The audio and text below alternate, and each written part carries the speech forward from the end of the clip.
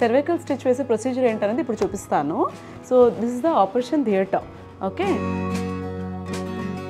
So ఈ పొజిషన్లో పడుకోబెడతాము పేషెంట్ని.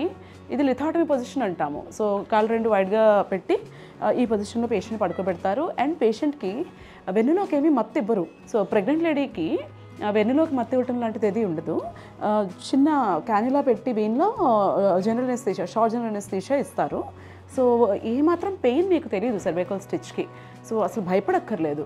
అండ్ ఇలా కొన్ని ఇన్స్ట్రుమెంట్స్ రెడీ చేసుకుంటాము స్టిచ్ వేయటానికి.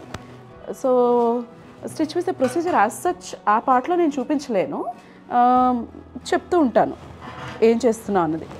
సో ఇప్పుడు జస్ట్ నేను క్లీన్ చేస్తున్నాము వెజైనా అండ్ సర్విక్స్ని. క్లీన్ చేసి ఇలా ఇన్స్ట్రుమెంట్స్తో చక్కగా కనిపించేలాగా రెడీ చేసుకుంటున్నాం అన్నమాట.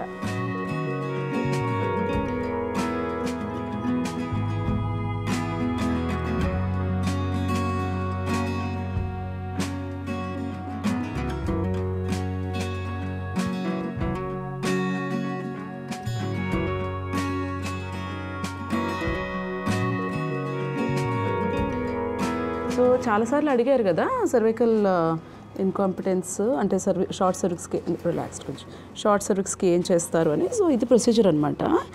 దీనికైతే యాజ్ సచ్ మీరు భయపడకుండా ఈ procedure if it is essential for you చక్కగా చేయించుకోవచ్చు. అండ్ దీనికి ఇండికేషన్స్ ఏంటి, ఎవరు చేయించుకోవాలి సర్వైకల్ స్టిచ్? ఎవరికైతే హిస్టరీ బేస్డ్ ఉంటుందో, అంటే కొంతమందికి షార్ట్ సర్విక్స్ ఉండి ప్రీవియస్గా అబోర్షన్స్ అయిపోవటం కానీ ప్రీటర్మ్ లేబర్స్ అవడం కానీ ఉంటుంది. సో అలా హిస్టరీ బేస్డ్గా చేసుకోవచ్చు. లేదా స్కాన్స్లో సర్విక్స్ బాగా షార్ట్గా ఉండటం కానీ, ఆస్ ఓపెన్ అయిపోతూ ఉండటం కానీ, ఇంటర్నల్ ఆస్, ఇట్లాంటి సిచ్యుయేషన్స్ ఉంటాయి. ఆ కండిషన్స్లో కూడా స్టిచ్ వేసుకోవాల్సి ఉంటుంది. అలా కొన్ని ఇండికేషన్స్ ఉంటాయి సర్వైకల్ స్టిచ్. కొన్నిసార్లు రెస్క్యూ సర్క్లాజ్ అంటాం, అంటే ఓపెన్ అయిపోతూ ఉంటుంది. సో అలాంటి ప్రెగ్నెన్సీస్ సేవ్ చేయడానికి వేస్తూ ఉంటాం. సో ఇలాంటి సర్టన్ సిచ్యుయేషన్స్లో సర్వైకల్ స్టిచ్ అనేది రికమెండ్ చేస్తాము.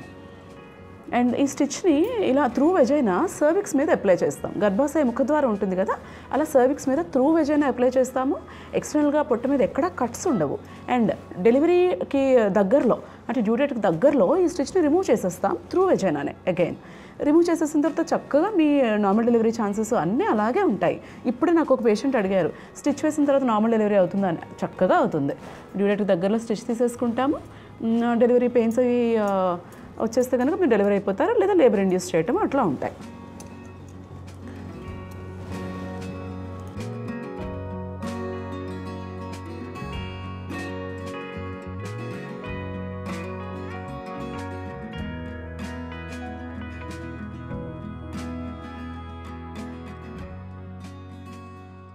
ఇలా సర్వైకల్ స్టిచ్ వేయటంలో కొన్ని టెక్నిక్స్ ఉంటాయి. సో మెక్డొనాల్డ్స్ టెక్నిక్ అని, శిరోద్కర్స్ టెక్నిక్ అని కొన్ని టెక్నిక్స్ ఉంటాయి. పేషెంట్ రిక్వైర్మెంట్ బట్టి, అలాగే డాక్టర్ తాలూకా అలవాటు బట్టి, ఎక్స్పర్టీస్ బట్టి ఏ టెక్నిక్లో చేస్తామన్నది డిపెండ్ అవుతుంది.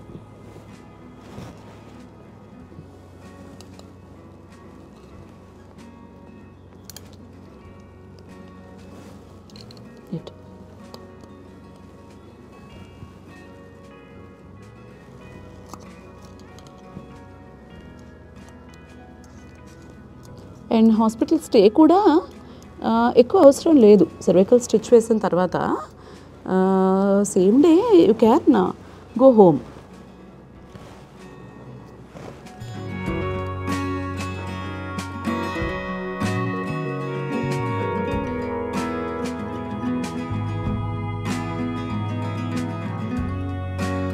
సో ఇలా ఆల్ అరౌండ్ సర్విక్స్ చుట్టూతా బైట్స్ తీసుకున్న తర్వాత దీన్ని టై చేస్తాం. ఇలా చేయటం వల్ల miscarriage risk and preterm labour risk ఇవన్నీ తగ్గించడానికి కుదురుతుంది. సో ఒకవేళ మీ డాక్టర్ కనుక మీకు సర్వైకల్ స్టిచ్ సజెస్ట్ చేశారనుకోండి, భయపడకుండా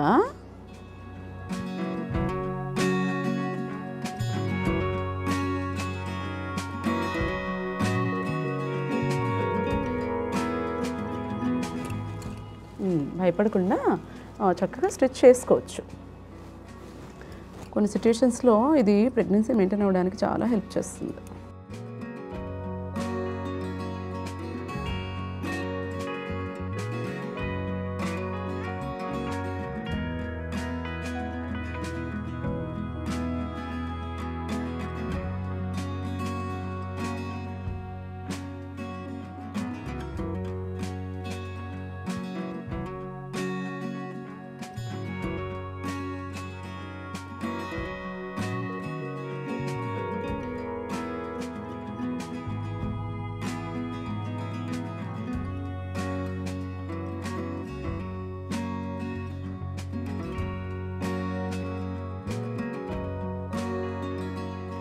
సర్వైకల్ స్టిచ్ వేసే ప్రొసీజర్ చూపించాను కదా, మీకు అర్థమైందా లేదా అని చూపిస్తున్నాను. సో దిస్ ఈజ్ యూటరస్ కదా, బేబీ ఇక్కడ ఉంటుంది.